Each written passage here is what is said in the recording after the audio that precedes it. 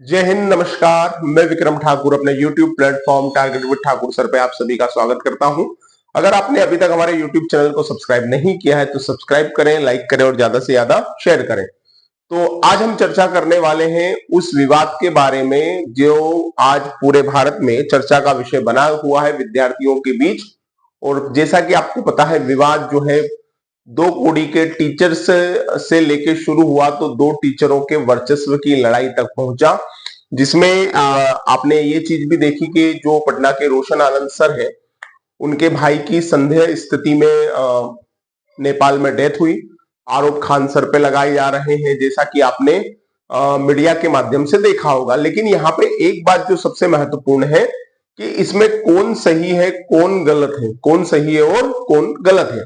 देखिए, अगर हम बात करें तो जो व्यूज के लिए जो वीडियो बन रहे हैं तो वो इसलिए बन रहे हैं ताकि वो ज्यादा से ज्यादा व्यू बटोरें और दूसरों की परेशानी, दो लोगों की परेशानी, दो लोगों की लड़ाई का तमाशा और फायदा पूरा एक वर्चस्ववादी लोगों के द्वारा कैप्चर कर लिया जाए। लेकिन यहाँ पे अगर बात की जाए कि दोनों में कौन सही है, देखिए पहली चीज तो ये कि जब तक हम किसी व्यक्ति को व्यक्तिगत रूप से नहीं जानते, केवल हम उसे सोशल मीडिया के माध्यम से जानते हैं, यूट्यूब के माध्यम से जानते हैं, उसकी गतिविधि को जानते हैं, तो उसके बारे में कोई भी दूसरा व्यक्ति सटीक अनुमान नहीं लगा सकता। क्लियर है बात।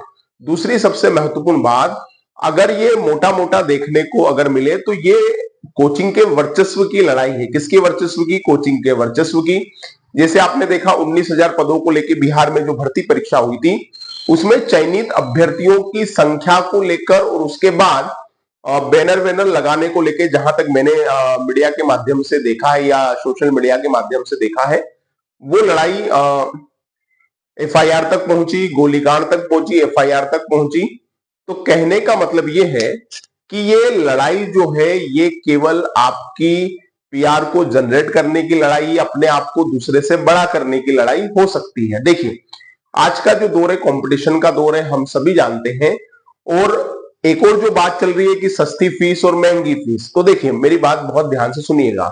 सस्ती फीस, अफोर्डेबल फीस जैसा कोई शब्दावली मेरे ख्याल से तो डिक्शनरी में नहीं होती है, क्योंकि जब भी अफोर्डेबल फीस या बहुत कम फीस रखी जाती है तो आप जब उसके कोर्स का बल्क देखते हैं कि 1 लाख लोग कोर्स खरीद रहे हैं, 2 लाख लोग कोर्स खरीद रहे हैं, तो आप ये अनुमान लगाइए कि 100-200 रुपए में बिकने वाला कोर्स जब 1 लाख या 2 लाख व्यक्ति खरीदेगा तो वो अमाउंट कितने में जाएगा। दूसरी सबसे महत्वपूर्ण बात कि एक और जो चर्चा की बात चल रही थी कि खान सर के द्वारा पीएससी का कोर्स या यूपीएससी का कोर्स 75,000 में बेचा जा रहा है, 70,000 में बेचा जा रहा है।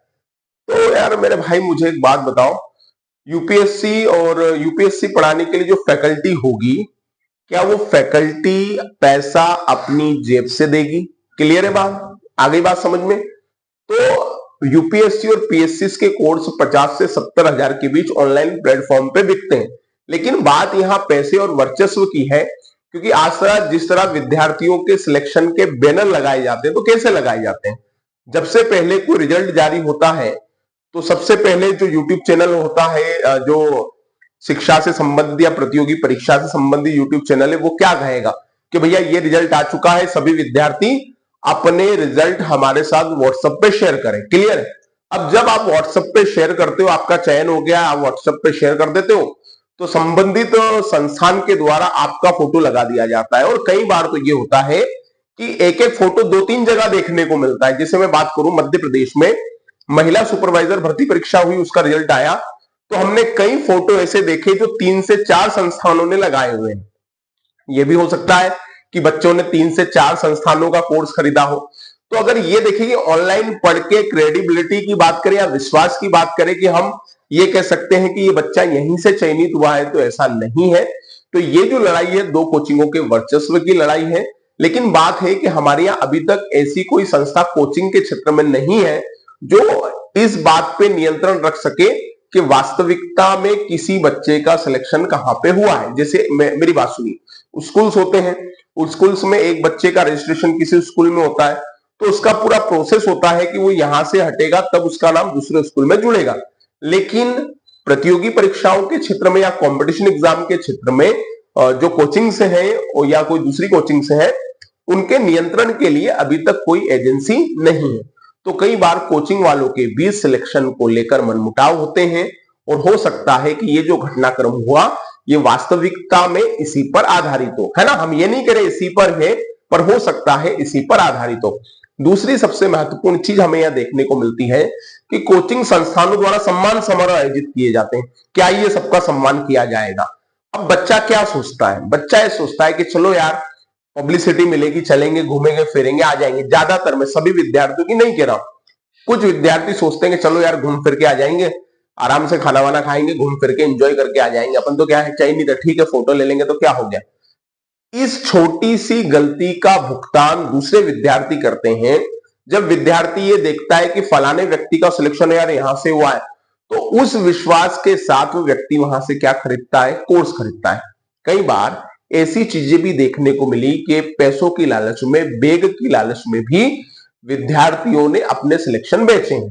तो सीधी सी बात है, ये जो लड़ाई और वर्चस्व की लड़ाई है, इसका सबसे बड़ा कारण है कोचिंग के क्षेत्र में ऐसी कोई नियामक एजेंसी नहीं है। जैसे बैंकों पे नियंत्रण करने के लिए आरबीआई बना हुआ है, दूरसंचार कंपनियों पे नियंत्रण करने के लिए ट्राई बना हुआ है।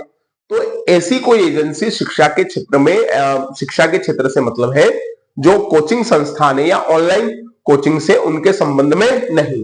मैं कल से एक चीज नोटिस कर रहा हूं कि खान सर को लेकर वीडियो बन रहे हैं। तो देखिए मेरा पक्ष इसलिए नहीं है क्योंकि मैं दोनों को पर्सनल रूप से नहीं जानता, लेकिन हाँ रोशन आनंद सर के भाई की जो निधन हुआ है संदेह स्थिति में, तो हमारी संवेदना उनके साथ है।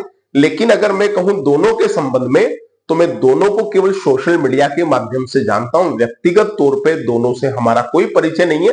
तो आप एक बताइए, सोशल मीडिया की जो लाइफ होती है, क्या उसके आधार पे किसी का व्यक्तिगत मूल्यांकन किया जा सकता है, जब तक कि आप उसे व्यवस्थित तरीके से नहीं जानते। और दूसरी चीज देखिए, ये जो सोशल मीडिया है, इस पर हर टीचर अपने आप को बड़ा दिखाना चाहता है, सबसे ज्यादा सिलेक्शन, सबसे ज्यादा सिलेक्शन। और कई बार तो चाटुकारों से मैसेज भी करवाए जाते हैं, आपसे बढ़िया कोई नहीं, आप हमारे लिए ये हैं। लेकिन सही बात तो ये है कि जो टीचर्स पढ़ा रहे हैं, क्या उनकी कोई क्वालिफिकेशंस हैं? जैसे स्कूल्स में पढ़ाने के लिए, कॉलेज में पढ़ाने के लिए क्वालिफिकेशंस है। क्या क्वालिफिकेशंस है? जैसे आपको पता है कि अगर आप स्कूल में पढ़ा रहे हो तो आपके पास बीएड डीएड होना चाहिए, कॉलेज में पढ़ा रहे हो तो आपने नेट क्वालिफाई किया है, सेट क्वालिफाई किया है। लेकिन क्या कोई सरकार के द्वारा ऐसा रूल बनाया गया अभी तक कड़ाई से, क्या उसका पालन हुआ कि जो कोचिंग संस्थानों में पढ़ा रहे हैं, चाहे ऑनलाइन पढ़ाए चाहे ऑफलाइन पढ़ाए, उनकी योग्यता के संबंध में कोई मानक नहीं है, कोई पैमाना नहीं है? क्लियर है? उनको कितना ज्ञान है, कितना नॉलेज है, कितनी उनकी डिग्री अफोर्डेबल है, इससे संबंधित कोई ज्ञान नहीं है। बस मार्केटिंग, पूरी मार्केटिंग सेक्टर लगा हुआ है और बच्चा मार्केटिंग में भ्रमित है, मार्केटिंग से कर रहा है, मार्केटिंग से चल रहा है, और बस इसका कोर्स खरीद लिया, उसका कोर्स खरीद लिया। बच्चे को भी, ज्यादातर बच्चों को कोई लेना देना नहीं है। देखिए सोशल मीडिया के माध्यम से या ऑनलाइन माध्यम से जो पढ़ाई होती है, बच्चे का एक बेनिफिट तो है। जैसे बच्चा सब्जेक्ट के लिए फैकल्टी का चुनाव करता है। जैसे ए संस्थान है, ए संस्थान से उसको मैथ्स ही पढ़ना है, बाकी फैकल्टी उसको समझ में नहीं आ रही, तो वह ए संस्थान का कोर्स लेगा और मैथ्स वहां से पढ़ेगा। बी संस्थान से उसको इंग्लिश अच्छा लग रहा है, तो बी संस्थान से वो इंग्लिश परचेस करेगा, वहां से पढ़ेगा। सी संस्थान का उसको जीके अच्छा लग रहा है, तो वहां से जीके लेके पढ़ेगा। लेकिन इसके संबंध में नियामक संस्थाएं होनी चाहिए, ताकि ये जो वर्चस्व की लड़ाई होती है, एक दूसरे से बड़े बनने की लड़ाई होती है, उसको रोका जा सके, उसको निपटाया जा सके। तो जब तक ऐसी संस्थाएं नहीं बनेंगी, झूठे प्रचार चलते रहेंगे, हम सबसे बड़े, हमने सबसे ज्यादा सिलेक्शन दिए, ये होते रहेंगे। एक और चीज सुनिए, आज वर्दी भी केवल प्रचार का माध्यम है। आप देखिए मध्य प्रदेश पुलिस में जो सिलेक्शन हुए है ना, तो मध्य प्रदेश पुलिस में सिलेक्शन जो हुए हैं, तो जितनी भी कोचिंग्स प्रचार करती है, तो आप देखिए सबको वर्दी में बुलाया गया। मैं यहां पे एक बात जानना चाहता हूं, क्या वर्दी प्रचार का माध्यम है? मैं ये शासन से भी पूछना चाहता हूं, क्या वर्दी के माध्यम से प्रचारित होना कि मैं यहां से चयनित हुआ हूं? आप सादे में जाइए ना, सादे कपड़ों में जाइए।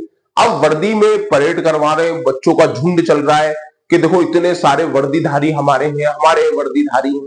तो भैया आप सिविल ड्रेस में बुलाइए ना, पर सिविल ड्रेस में उतनी पब्लिसिटी नहीं मिलेगी जितनी वर्दी से मिलती है ना। तो कहने का मतलब ये जो लड़ाई है, ये लड़ाई केवल पैसे की है, ये लड़ाई वर्चस्व की है, ऐसा हमें लगता है, एक दूसरे से बड़ा बनने की है। और ये तब तक जारी रहेगी जब तक कि कोई नियामक संस्था, कोई ऐसी संस्था इसमें पार्टिसिपेट नहीं करती जो शासन के अंडर हो और इसके संबंध में नियम बनाए। कोचिंग में एडमिशन लेने वाले बच्चों का प्रॉपर रजिस्ट्रेशन हो, प्रॉपर एक तरह उनकी गाइडलाइन फॉलो हो, तब तक ऐसे मामले चलते रहेंगे। तो हम ये नहीं कह रहे कि खान सर गलत है, हम ये नहीं कह रहे रोशन सर गलत है। क्यों? क्योंकि हम दोनों को व्यक्तिगत रूप से नहीं जानते और सोशल मीडिया के माध्यम से या ऑनलाइन प्लेटफॉर्म के माध्यम से जो वीडियो बन रहे हैं वो पीआर के लिए बन रहे हैं, मार्केटिंग के लिए बन रहे हैं। हम तो यही कहना चाहते हैं कि दो शिक्षकों की लड़ाई कहीं ना कहीं समाज के लिए हानिकारक है, कहीं ना कहीं समाज को गर्त में ले जा रही है। हाँ, ये जरूर है, अगर इनके प्रकरण में जो गलत है, जांच चल रही है, पुलिस जांच कर रही है, हमें हमारी संवैधानिक प्रक्रियाओं पे भरोसा है। जिसने भी गलत किया है उसे दंड जरूर मिलना चाहिए। इस लड़ाई में जो रोशन सर और खान सर के बीच है, जो भी जांच में सामने आता है, पुलिस कार्रवाई में सामने आता है, जो दोषी हो, जिसने गलत किया है, उसे सजा जरूर मिलनी चाहिए। हम इसका समर्थन करते हैं क्योंकि संवैधानिक प्रक्रिया पे हमें पूरा भरोसा है। लेकिन आप लोग किसी के चक्कर में फालतू कमेंट ना कीजिए, इधर उधर ना जाइए, केवल अपनी पढ़ाई पे फोकस कीजिए, ईमानदार बने रहिए। जहां से चयनित होते हैं वहीं पे अपना सिलेक्शन लीजिए, क्योंकि आपकी सिलेक्शन आपकी मेहनत है और मेहनत को बेचा नहीं जाता। तो मिलेंगे नेक्स्ट वीडियो में, तब तक के लिए जय हिंद, जय भारत।